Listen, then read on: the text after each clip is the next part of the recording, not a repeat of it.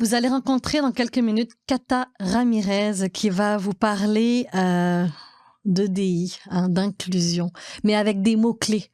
Curiosité, ouverture, humilité comme outil. Parce qu'au final, quand on est humble, on sait qu'on ne sait pas tout. Et donc, ça permet de créer un pont avec l'autre et donc de travailler beaucoup mieux ensemble, de vivre mieux ensemble et de pouvoir fleurir et d'allumer cette petite lumière qui est à l'intérieur de nous parce que c'est notre devoir de pouvoir le faire, de la voir fleurir pour pouvoir connecter avec l'autre pour créer une humanité profonde. Je vous laisse avec Cata Ramirez. Cata, un grand bonheur de te recevoir aujourd'hui. Ça me fait plaisir. Le podcast Briller en soi et ensemble, c'est justement partir de soi comme leader et puis voir un peu c'est quoi vos actions, c'est quoi qui fait que tu es toi et qui fait que tu embrasses tout ce que tu fais et qui tu es dans la totalité et en même temps dans toute l'inclusion parce que tu es coordonnatrice spécialisée en inclusion. Mais quand je t'ai parlé, j'ai réalisé qu'il y avait quelque chose de plus en arrière de toi. Il y a une conviction profonde. 100%. Alors, j'aimerais que tu nous parles de cette conviction profonde. C'est sûr que très jeune, j'étais sensible à la justice. Je pense que ça vient aussi d'un background familial divers. Je viens d'une maman qui a fui un régime de dictature au Chili, de l'imposition d'un système capitaliste, et mon papa, c'était l'opposé. Il a fui un système communiste en Roumanie. Donc, cette diversité te creuse les méninges en quête de justice. Donc, je pense que ma vie est un peu un héritage à tout ça. Est-ce que vous avez eu des discussions par rapport à ça avec la famille? En effet, surtout avec ma maman, toute ma famille est très sensibilisée quand même politiquement, je dirais. Donc, ça a quand même teinté mon chemin de vie. Et ma maman est aussi une personne assez profonde, honnêtement. Donc, je pense j'ai hérité d'une pensée en profondeur. Donc, oui, on en discutait, sauf que mon papa n'était pas présent. Donc, je le savais d'où il venait, mais je pense que ça l'a encore créé plus d'envie en savoir plus, de curiosité. Et la justice fait aussi partie d'une quête à comprendre les systèmes, etc. Donc, voilà. Et justement, la justice, elle est pas mal partout aujourd'hui. Dans l'inclusion, on entend des histoires de toutes sortes. 100%. En ce moment, ouais, de toutes sortes. Oui, de toutes sortes, des vers et des pas mûrs. Et on se dit, mais comment c'est pas possible? Puis, humainement, moi, il y a des histoires qui me font pleurer alors que ça se passe, que ce soit au Venezuela, que ce soit, peu importe. Quand j'ai appris la nouvelle Venezuela, moi, mon corps, il s'est mis à pleurer. Je comprenais pas pourquoi. Okay. Mais pour moi, c'est pas juste, mais c'est l'humain. Enfin, on fait tous partie de cette même source pour moi, puis ça a pas de sens de faire ça. Je pense comme toi. Avec cette justice-là, justement, comment tu t'en sers comme moteur dans ce que tu fais, dans tes actions?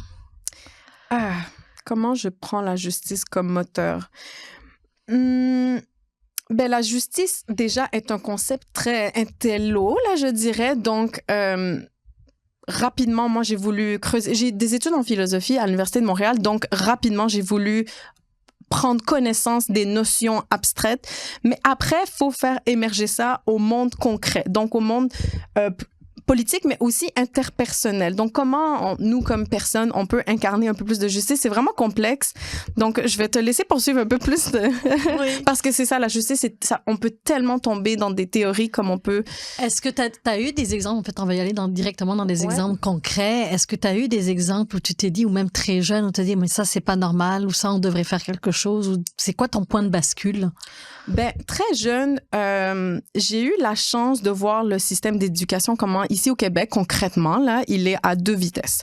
Donc, moi, j'étais dans le programme qui s'appelle PEI, Programme d'études internationales, dans une école publique. Donc, j'étais moi-même élève du public, mais les élèves du PEI sont comme mis à part et les élèves du régulier sont eux aussi séparés. Donc, on se rencontrait pas vraiment, mais lorsqu'on se rencontrait, on voyait vraiment comment le niveau d'éducation était pas le même en termes de qualité, en termes de présence des profs, en termes de même la diversification des thèmes qu'on nous apprenait. Et rapidement, j'ai vu très jeune comment l'éducation, elle est un peu choisie dans la mesure où c'est tes parents qui la choisissent, mais c'est ça, elle est plus imposée, en fait.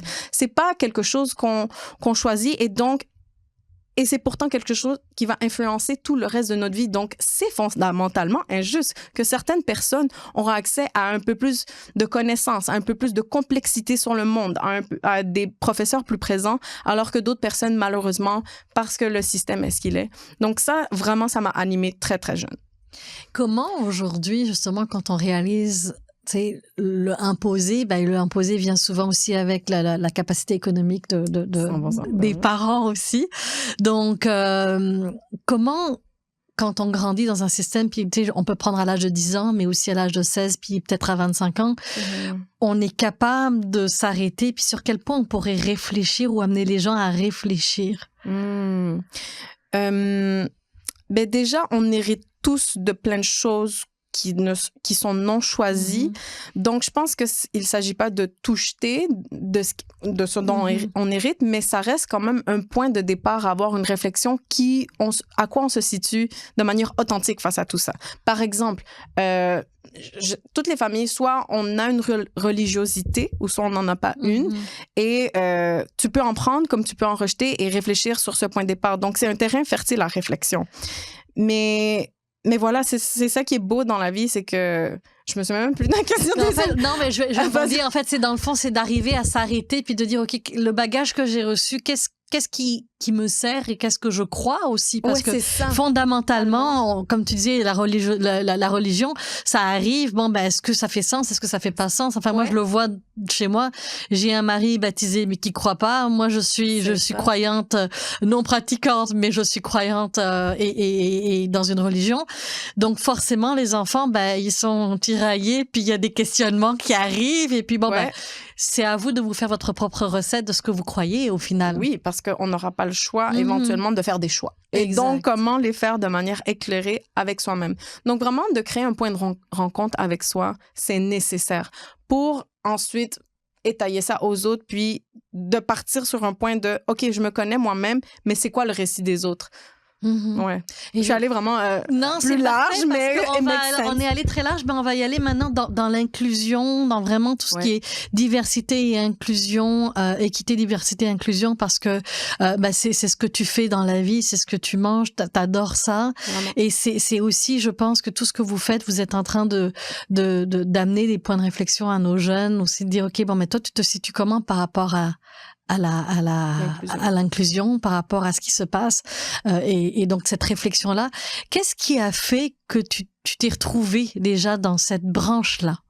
De l'inclusion. De l'inclusion. Parce que tu sais, la justice était un grand thème, mais là, t'es allé précisément vers l'inclusion. Parce que pour moi, l'inclusion, déjà, c'est comme un ami de la justice, mais beaucoup plus concret. Donc, quand on parle d'inclusion, c'est moins théorique déjà. On parle de politique publique, on parle de règles, on parle d'aménagement de l'espace. Donc, c'est vraiment, on passe à l'action, à la justice. Et pour moi, l'inclusion est un peu comme la justice en ce sens, est aussi un point de départ, une posture intellectuelle. Parce que pour être inclusif, tu dois déjà être humble. Et pour être humble, c'est comme on parlait tantôt de la famille, on a plein de choses dans notre vie qu'on ne choisit pas. Notre genre, le statut socio-économique de notre famille, où est-ce qu'on est né, la religion de notre famille, s'il y en a une ou il n'y en a pas une. Et tout ça reste un héritage, mais on peut quand même réfléchir là-dessus et voir où est-ce qu'on se situe par rapport aux autres.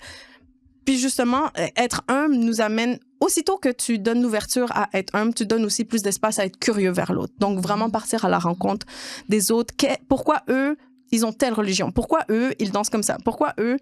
Et c'est ça donne un outil, justement, l'inclusion un peu plus relationnelle à l'autre. Donc, forcément, si tu t'intéresses à l'autre, tu vas devoir faire preuve d'empathie. Tu vas devoir faire preuve d'ouverture, de curiosité. Et c'est cet aspect relationnel de l'inclusion que je trouve vraiment intéressant. Donc, et on peut pas écarter finalement l'aspect politique de la chose. Donc, comment, en tant que société, on peut faire des choix plus inclusifs, Donc, comment dans des politiques publiques on peut être plus inclusif. Donc, je trouve ça vraiment intéressant comment l'inclusion dans mon travail concrètement m'amène non seulement à être théorique, parce que j'adore vraiment les idées abstraites, je vais être très sincère, mais aussi comment on peut faire retomber cette justice vers un monde plus incarné, un monde plus relationnel, interpersonnel. J'ai entendu 2 mots importants, curiosité et ouverture. Amen. Tu sais, et je pense qu'on pourrait écrire des thèses, il y a certainement des thèses qui sont écrites sur chacun d'eux. La curiosité pour une personne qui n'a jamais entendu parler de DI, ça m'étonnerait quand même. Mais du coup juste la curiosité, ce serait quoi les ingrédients pour quelqu'un qui ne l'est pas curieux ou qui l'est mais que peut-être il va dans tous les sens puis il fait pas de tri non plus puis qu'il y a rien qui se passe. Ce serait quoi? Je vais revenir un peu à cette idée d'humilité. Pour être curieux, il faut déjà comprendre qu'on ne sait pas tout. Et déjà, juste prendre conscience de ça, je pense qu'il y a comme un moment charnière qui peut être douloureux.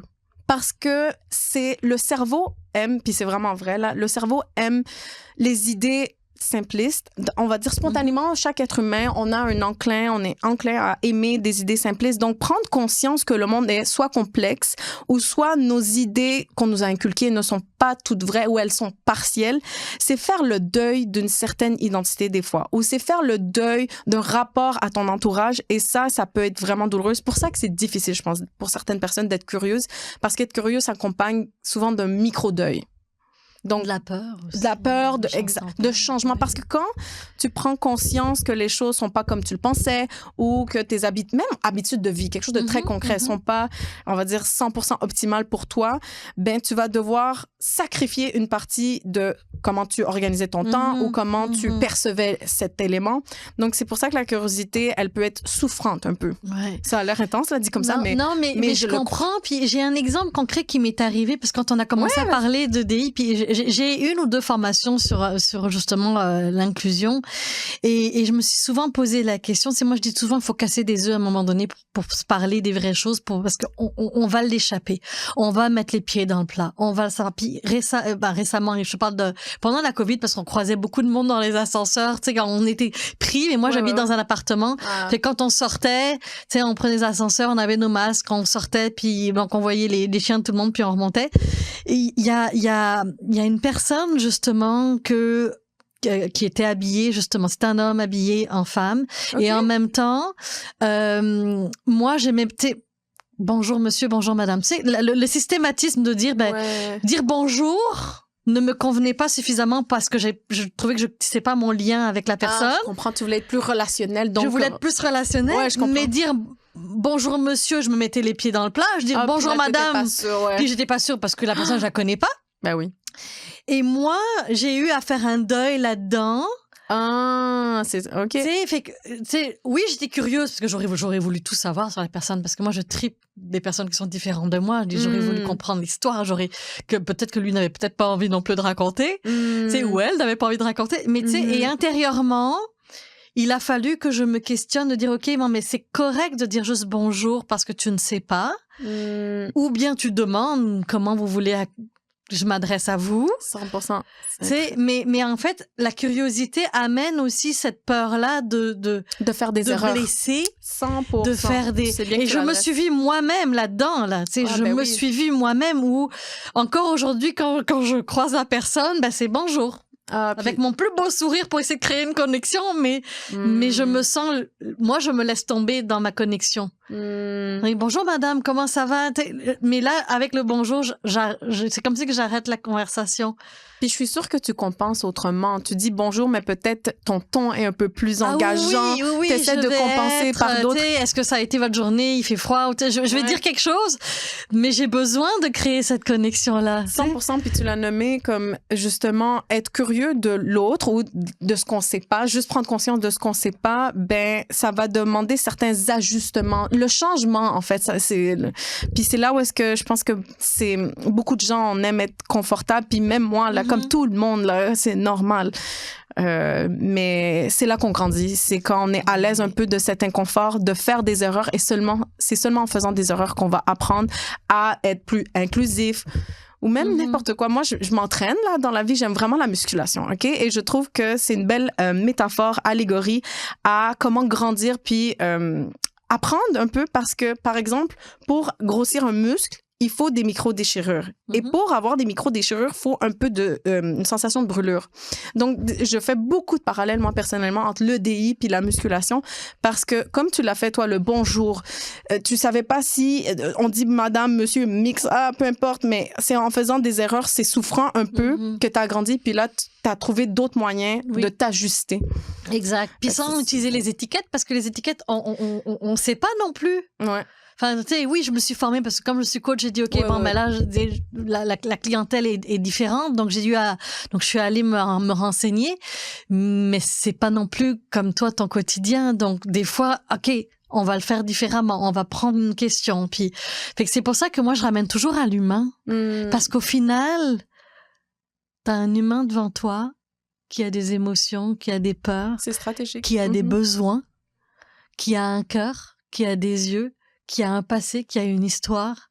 Peux-tu connecter avec elle sur ses peurs, sur son besoin? Que tu as toi aussi. Que j'ai moi. Ouais, et là, on se parle des vraies choses parce que pour moi, les étiquettes, mais ça me regarde pas quelque part au final. Tu sais? Puis des fois, on n'arrive pas à les grasp totalement. Oui, puis même ça va au-delà de ça. Moi, c'est quand je suis arrivée au Québec que j'ai réalisé que j'étais différente parce qu'en étant née indienne en Côte d'Ivoire, le racisme, je l'avais jamais vraiment vécu. OK, ouais. C'est ici que je l'ai vécu. Et c'est là que je dis, après, je suis différente parce que quand j'appelle pour un appartement, j'ai l'accent français, ça passe. 5 minutes après, je me présente, ça passe plus. Ouais, c'est fou. Fait que là, j'ai réalisé, tu vois. Mais j'ai dit, oui, mais pour moi, c'est un cœur. Pour moi, il a besoin d'aide. C'est pas la couleur, c'est pas l'orientation, c'est pas, tu vois.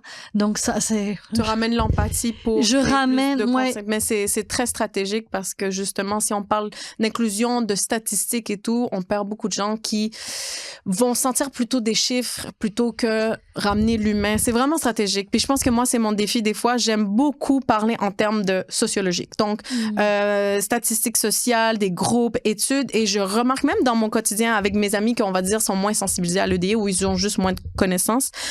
Tu sens, ça, c'est trop abstrait puis comme c'est ça. Ramener l'humain, c'est vraiment une bonne stratégie. Ben en tout cas, moi c'est celle-là que j'ai trouvée puis je trouvais que ça faisait sens et même le lien avec l'ouverture. Ouais. C'est pour rebondir sur le deuxième élément dont tu parlais, cette ouverture à l'autre. C'est quels sont les outils que tu pourrais donner justement concrètement pour pouvoir. Tu as parlé d'humilité. Ouais, beaucoup. J'aime beaucoup l'humilité. Oui, et ça donne. J'ai de la lecture à faire un petit peu plus là-dessus parce que je sens qu'il y a des outils qu'on pourrait aller créer là-dedans. Mais tu sais, pour cette ouverture-là, je te laisse. Oui. Ben, l'ouverture, parce qu'on parlait, on a rapidement parlé, mais de l'inconfort. Je pense que quand on est ouvert, OK, on a pris conscience, on va dire, de l'humilité que j'aime beaucoup, mais quand tu es ouvert, tu laisses un peu aller les choses et donc, ça peut être inconfortable.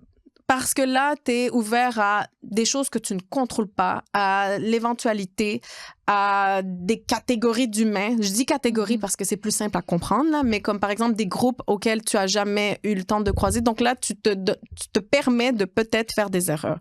Et donc vraiment, l'ouverture, je pense que c'est, oui, d'être curieux, mais aussi d'être ouvert à être inconfortable. Est-ce que ça se dit? Ben écoute, je suis inconfortable ou je ne sais pas, ou j'ai peur de te blesser ou parce qu'au final c'est surtout c'est la peur de blesser l'autre. Je pense que beaucoup c'est surtout ça. On veut pas. On travaille ensemble dans les entreprises. On voit dans les équipes de travail sont différentes. Je pense qu'il y a aussi des gens qui ont un peu, c'est plus l'ego. Ils aiment pas faire des erreurs, point. Et donc il y a ça aussi. On veut être parfait. On veut être parfait aussi.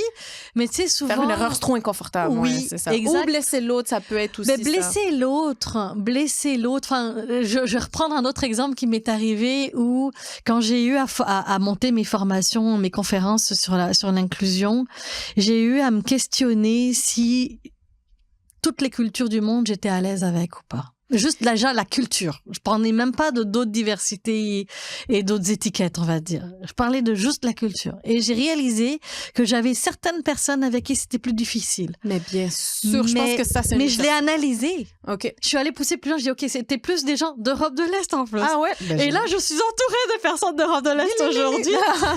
Mais c'est parce que... T'as surmonté ta peur. Il y avait... Oui, parce qu'en fait, les personnes avec qui j'étais en relation avaient plus de confiance en elles, plus de contrôle, parce que vu le passé communiste qu'ils avaient vécu, c'était des personnes qui disaient plus de colère. Parfois, c'était pas colère contre moi, mais moi, je le prenais personnel et je savais pas comment la gérer, ma colère. Fait que je savais pas gérer celle des autres. Mais t'as fait un bel exercice, waouh. Fait qu'il a fallu, tu sais, fait que je me demande jusqu'à quel point on peut aller créer ces ponts-là et dire, regarde, je ne suis pas à l'aise et je ne sais pas comment. Mais juste ça, c'est incroyable. Quelqu'un qui prend conscience qu'il n'est pas à l'aise avec certaines cultures. Je pense que beaucoup de gens font semblant qu'ils sont à l'aise, mais qu'ils vont plutôt prendre ces catégories et les mettre dans des groupes remplis de préjugés. Ah, ben c'est ces personnes-là qui veulent pas s'insérer ou c'est ces personnes-là. Donc, juste de prendre conscience, je pense que c'est lucide, en fait. Puis, je pense qu'on peut tous avouer à un certain degré qu'il y a des cultures qu'on est moins à l'aise parce qu'on les connaît moins ou elles reflètent certains éléments de nous qu'on n'est pas... Mais... Les cultures, puis même chose pour tout ce qui est inclusion. Les handicaps, c'est tout. Enfin... Moi, je le fais constamment aussi. On fait des formations ensemble, puis j'en donne de temps en temps. Puis moi, pour que les gens deviennent plus confortables à avouer leur malaise ou inconfort, j'essaie de partager les miens. Donc moi, c'est par exemple une situation où un homme refuse de me serrer la main. Je dois vraiment faire preuve d'humilité en mode, OK, c'est parce que c'est ça. J'avoue, oui, je suis féministe. Et donc pour moi, j'aime vraiment une égalité, qu'on me traite comme autant un homme, une femme, mais c'est de revoir la notion de respect. Peut-être que si on me serre pas la main, c'est parce qu'on me voue un autre type de respect qui est peut-être même meilleur que... Voilà. Donc, c'est ça. C'est de se mouiller soi-même, ça invite quand même les autres à se mouiller parce que... Et même aujourd'hui, je pense que je serais inconfortable. OK, ou un autre élément, c'est les gens... moi, je suis très ponctuelle dans la vie. Puis quand les gens le sont pas, j'ai tendance à le prendre personnel. Bienvenue au club.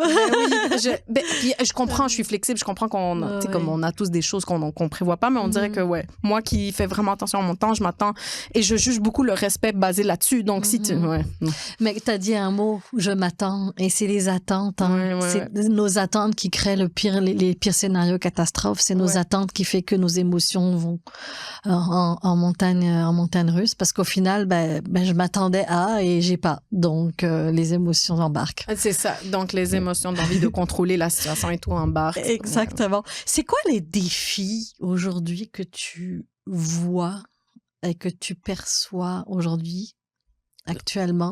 En concernant le DI? Oui, concernant le DI, dans ce que tu fais. Ben, je pense que la désinformation est un fléau présentement.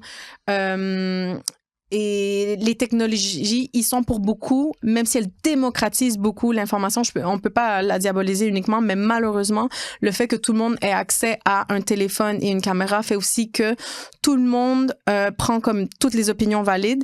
Et faites attention, je dis pas que les gens n'ont pas le droit de penser X, Y, Z, mais néanmoins, c'est comme si on perd un peu cette importance de dissocier notre ressenti face à des faits, des fois.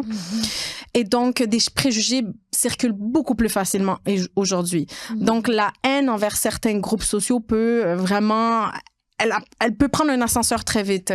Par exemple, les personnes trans de nos jours se font vraiment diaboliser, se font hypersexualiser. Il y a des personnes vont rapidement faire le raccourci mental, l'histoire des toilettes. Et si un homme trans rentre dans une toilette pour femmes, il y a tout de suite ce danger. Et donc, bref. La désinformation est un énorme défi sociétal qu'on a. Et tu as aussi parlé des émotions. Je pense que c'est un bon moyen de connexion, mais je pense que beaucoup de gens restent un peu trop... C'est pour ça que c'est comme un peu un paradoxe. Les émotions nous servent à connecter, mais je pense que des fois, pour faire des opinions éclairées sur le monde, on doit aussi être un peu plus abstrait. Malheureusement, je pense que beaucoup de gens aiment rester au niveau émotif et les réseaux sociaux y participent beaucoup avec toutes les vidéos qui circulent où est-ce que les gens donnent émotivement leur opinion, où on voit une scène très émotive, très spectaculaire et c'est très difficile de se faire une idée lucide sur un groupe ou sur un enjeu social si on se fie que là-dessus. J'aime Donc, ça. comme, J'aime ça. même Ouais. si les émotions, je comprends que des fois, même moi, je vois que c'est la meilleure stratégie pour amener les gens Mhm. parce qu'elles mobilisent beaucoup, on les ressent, mais en même temps, Mais il y je a le des vois qu'elles questions à se limitent poser. Oui. qu'il y a des gens qui vont seulement s'arrêter sur leur ressenti, leur anecdote. Donc, ils ont croisé X ou ils ont vu telle vidéo et ils vont baser une opinion globale sur un groupe Mhm. là-dessus. Mhm. J'aime ça. C'est Et moyen. d'ailleurs, je me suis écrit, je pense, tu vois, ce qu'il va falloir, j'ai l'impression que ce qu'il va falloir que les gens fassent, c'est non seulement regarder, lire et peu importe sur quel contenu ils vont tomber, c'est regarder quel est l'impact pour soi et quelle est l'opinion que je m'en fais et voir si ça fait sens, puis sortir un petit peu du cadre et regarder c'est quoi l'impact de ce que je penser sur la société aussi, Sur la société, sur le long terme. Sur le long terme, puis vraiment, la sociologie est merveilleuse là-dessus. Il y a vraiment des études qui documentent telle décision politique ou tel programme social, quels sont les effets à long terme.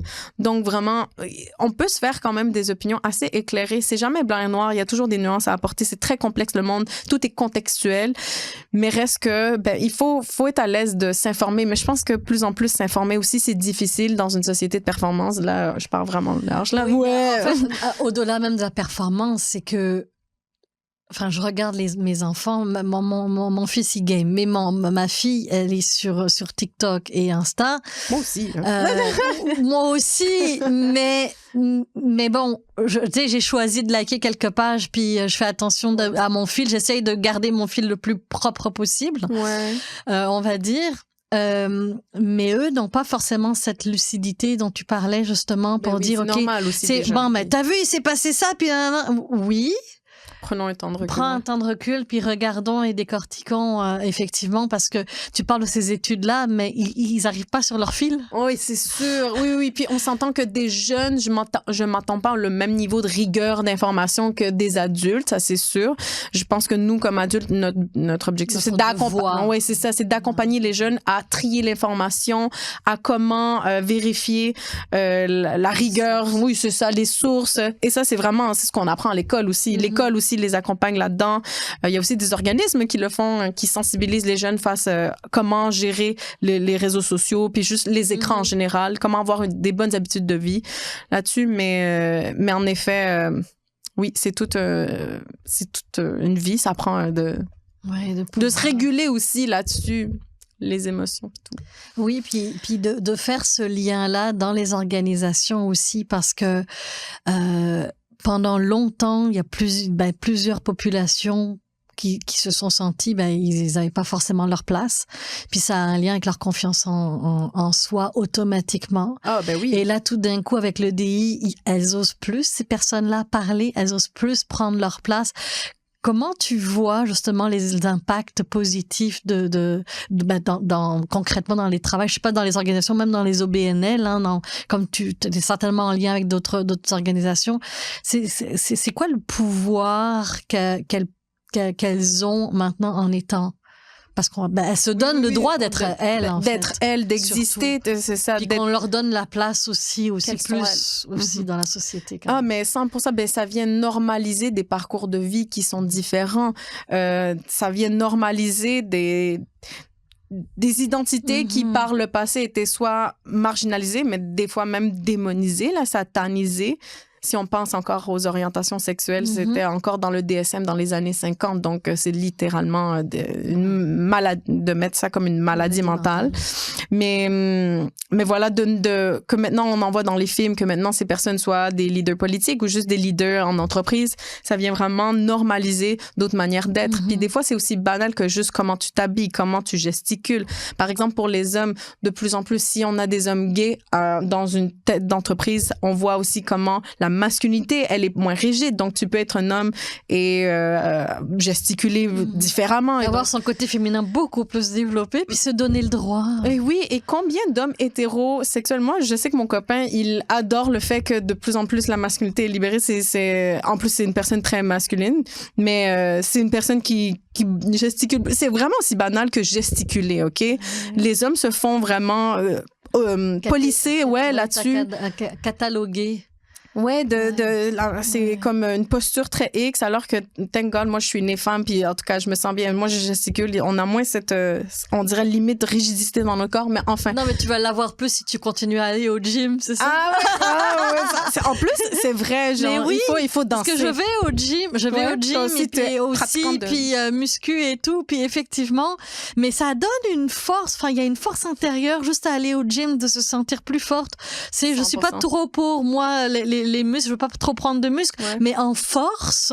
Ah oui. C'est de sentir cette force-là grandir et de sentir ce côté masculin de moi, parce que si veut pas, on fait appel à notre côté masculin quand on va au gym, et moins le côté féminin, et je trouve ça extraordinaire de pouvoir jongler, et je trouve ça beau de voir que les populations justement arrivent et que les équipes arrivent à surfer sur cette sur les notions de genre, notions de genre, mais des forces de chacun, de déconstruire et de dire sois toi, puis oui, c'est ça. Go, donne-moi, dis-moi, fais. Ça, c'est un truc que j'adore de l'organisation où je travaille. On essaie vraiment de déconstruire les stéréotypes de genre, pas de les démoniser. Si t'es un homme qui est masculin, on va dire traditionnellement associé à ce qui est masculin, c'est correct. Si t'aimes ça, il y a rien de mal. Pareillement pour une fille, mais tu dois pas non plus te sentir mal si t'es entre les deux ou carrément t'es un homme très féminin. Bon, je reprends ces mots-là, mais parce que qu'est-ce qu'ils veulent dire à la fin? Tout est contextuel et ramené à l'époque, à la culture, etc. À un moule qui était, il y a plus de moule. C'est ça. Juste, par exemple, dans nos ateliers, on va parler de comment même les habits, c'est très contextuel. Par exemple, la robe, elle est associée aux femmes, en Occident principalement, mais juste maintenant, partout dans le monde, la robe, elle est associée à des hommes dans d'autres cultures. On peut penser au kimono, on peut penser, j'ai oublié le nom. Au kilt, c'est ça, le kilt, le djellaba, je pense que c'est pour... Oui, c'est ça, donc le boubou dans les pays africains. Donc voilà, c'est à la fin de la journée, ta carte blanche pour être qui tu veux. Puis même si ça peut être un peu anxiogène, là, des fois, cette liberté de choisir, mais au moins, voilà, il y a de l'espace pour tout le monde. Toute vie est légitime, toute identité est légitime. Est-ce que tu trouves que le Québec est un bel endroit où vivre quand même, malgré tout ce qu'on entend à travers le monde? J'ai la sensation que c'est un bel endroit où quand même on peut être soi. Honnêtement, je pense que si on compare à beaucoup de pays dans le monde, c'est quand même positif au Québec. Je pense qu'il y a beaucoup de place à l'authenticité, à l'expression de la personne. C'est sûr que c'est pas parfait partout. Puis je suis biaisée, j'ai grandi à Montréal, je suis née à Montréal, donc Montréal est quand même une grande ville où il y a beaucoup d'espace pour l'individualité des gens. Peut-être qu'en région, c'est pas la même, mais je pense quand même globalement, le Québec reste un pays ouvert d'esprit. Et oui, mais c'est pas parfait. Il y a encore des améliorations à faire. Rien n'est noir et blanc. Hein, Rien n'est noir et blanc. Puis tu sais, tout à l'heure, tu parlais des toilettes. Et puis, quand je vais danser, la boîte de nuit où je vais danser à 18h, qui ouvre à 18h. J'adore. Les toilettes sont devenues unisexes. C'est vrai? Comment tu l'as vécu, toi? Et les portes sont ouvertes. Alors, il n'y a pas de porte, en fait. Ils ont enlevé les portes. Il y a des cubicules. Il y a des urinoirs, il y a des cubicules, et la porte d'entrée sur les toilettes est enlevée. Alors les gars qui veulent aller à l'urinoir, après ils savent que veut pas, on les voit, mais sinon il y a des cubicules, tu vas dans tes toilettes, tu fermes. Ok, ça tu fermes. Fait que, mais c'est vrai que c'est challengeant au début, hein. Au début, ça a été parce que je venais là, il y avait vraiment, c'était homme-femme. Puis là, tout d'un coup, j'ai dit, ok, aujourd'hui, ça a changé. Qu'est-ce que je fais? Puis j'ai eu à me positionner. T'as envie d'y aller, t'y vas. Ouais, c'est ça. Et puis, mais je peux comprendre. Oui. Je peux comprendre toutes les personnes qui se sentent réticentes, s'ils ont vécu aussi, ça dépend de leur passé, de ce qu'ils ont vécu, etc. Mais en même temps, je trouve ça beau parce que personnellement, ça m'a freiné 30 secondes à dire, OK, qu'est-ce que je fais? J'ai fait mon acquis de conscience, puis je dis non, c'est correct, j'y vais, tu sais. Ouais. Puis aujourd'hui, je regarde même plus, là. Je me pose même plus la question, parce que dans beaucoup de restos, maintenant, c'est comme ça. Ouais, de plus en plus. De plus en plus dans les restaurants à Montréal. Fait que je fais même plus cas, au contraire, c'est normal. Dans les ateliers, nous, on fait carrément la blague aux jeunes en disant que, dans les maisons des animateurs, animatrices, ils ont fait certains changements. Il y a des toilettes mixtes maintenant à la maison, puis que ça se passe plutôt bien, mais au fond, c'est juste pour ridiculiser un petit peu l'idée qu'on a tous des toilettes mixtes. Maintenant, c'est sûr, c'est pas la même chose. Là, je comprends que dans l'espace public, c'est face à des inconnus. Puis si tu as eu un passé, des histoires, comme toi, je comprends. Mais de ne pas s'arrêter, en fait. Tu sais, il y a la peur. On va tous se poser la question de on a peur. OK, on a peur, on sait pas. Pose-toi la question. De quoi tu as besoin? Qu'est-ce qui te rendrait la vie plus facile? Tu veux atteindre ton besoin? Qu'est-ce que ça te prendrait? Quelle information tu aurais besoin? Ouais. Puis moi, j'aimerais adresser un peu cette peur-là. Je sais que c'est souvent les femmes qui ont plus peur pour des histoires d'agression et tout, puis on peut comprendre. Mais quand on s'intéresse à comment se passe la majorité des agressions sexuelles, statistiquement, c'est 80% des victimes, c'est une personne qu'elles connaissent. Donc, c'est rarement dans un espace public, à un moment où dans une ruelle, ce mythe, ce préjugé qui circule, mais dans les faits, c'est souvent un proche. Puis je pense que c'est 7 fois sur 10, c'est dans un espace privé, donc dans une maison, que la victime et le proche connaissent, etc. Donc, ouais. Ça amène de la réflexion. C'est pour ça que je trouvais important de t'avoir, parce que de pouvoir s'arrêter sur ces questions-là, dès qu'on a un malaise, un mal-être... se poser les questions. C'est correct d'avoir un malaise. Ouais. L'idée, c'est pas de bloquer nos malaises. C'est normal. Je pense que même au contraire, c'est beaucoup plus mature de dire, OK, je suis mal à l'aise. Ah, OK, je suis inconfortable avec telle culture comme tu l'as fait. Mais maintenant, je fais quoi? Parce que si tu prends la décision de juste éviter tel groupe parce que t'es mal à l'aise, là, tu te voues toi-même à ne pas grandir face à ce groupe et tu vas certainement cultiver des préjugés. Donc, le mieux, c'est premièrement, soit informé. C'est ça, de voir des statistiques. Par exemple, dans les toilettes, c'est quoi le niveau, c'est quoi les statistiques sur les agressions sexuelles? Et souvent, vraiment, on déconstruit un peu la peur qui venait. Donc, c'est sûr que ça dépend, tout est contextuel, puis en tout cas. Ouais. Mais ouais. J'aime ça ce que tu as dit, puis comme tu as dit, si je me coupe d'une croissance, je me coupe d'une sortie de zone, je me coupe d'une information, je me coupe de peut-être potentiellement des jobs, du travail. Oui, des jobs, des fois très concrets, très matériels. Oui, parce que... Les humains sont des ressources. Je veux pas le dire comme d'une façon capitaliste, là, mais c'est vrai. Mais que ce soit pour le travail, mais que ce soit pour grandir en tant que personne, pour avoir une main qui nous aide pour nous relever, pour avoir une écoute, pour avoir, enfin, peu importe, d'avoir ce regard-là d'une personne qu'on croise dans la rue, peu importe qui elle est. Si elle a besoin d'aide, on fait ce qu'il faut pour aller la voir et lui apporter son aide. Et c'est ça que je trouve extraordinaire. Quand on n'a plus cette barrière-là entre nous, on peut parler d'humanité. Ben oui, d'humanité puis de croissance. Donc, c'est vraiment prendre conscience que...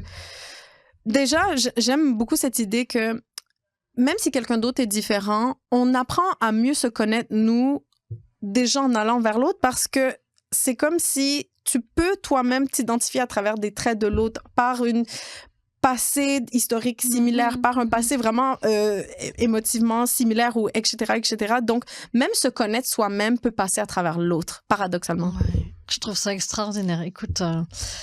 J'ai une dernière question. Vas-y. Si tu avais la chance de rencontrer la Kata de 7-8 ans, tu lui dirais quoi? Oh my God. C'est peut-être hors sujet un peu parce qu'on parle beaucoup de DI depuis le début, mais hey, on est libre ici. Non, mais je pense que je l'inviterais à bouger plus, à faire du sport ou de danser ou quelque chose. Je sais pas si... Non, même que je vais universaliser un petit peu mon propos. Je sais que c'est pas tout le monde qui a le même besoin de bouger au même degré, mais je pense que surtout chez les enfants, ils sont très sédentaires. De plus en plus, à l'école, se passe principalement assis. Ça impacte beaucoup plus les petits garçons que les petites filles, mais de vraiment bouger plus. De vraiment ne pas avoir peur à s'exprimer à travers le corps, parce que je pense que j'aurais vraiment eu plus confiance en moi si j'avais osé bouger plus. Et je me rends aussi, je dis ça avec lucidité, je sais que bouger, faire des activités parascolaires, c'est aussi selon les moyens de tes parents et tout. Et donc, puisque moi, j'avais grandi avec une maman seule, nos moyens étaient limités. On avait un seul revenu pour deux, puis c'est une maman immigrante, éducatrice en CPE, tout le portrait. Mais bref. Mais peut-être qu'au secondaire, avoir osé faire plus de sport de manière disciplinée, je pense vraiment que ça m'aurait donné beaucoup plus confiance en moi.